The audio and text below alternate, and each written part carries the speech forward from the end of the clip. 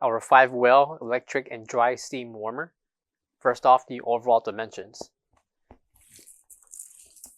Left to right, we have a length of 72 inches.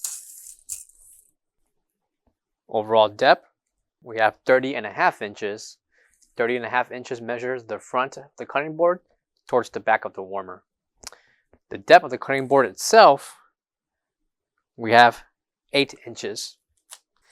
And the overall height with legs, the warmer stands at 34.5 inches tall.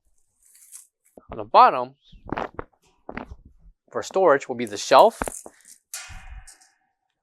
That one will measure 18 inches in depth.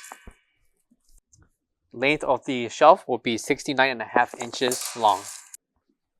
The measurements for each of the well will include 20 inches in depth, 12.25 inches in length, by 8.25 inches tall. This applies for 5 of the wells, and please note the pans are not included.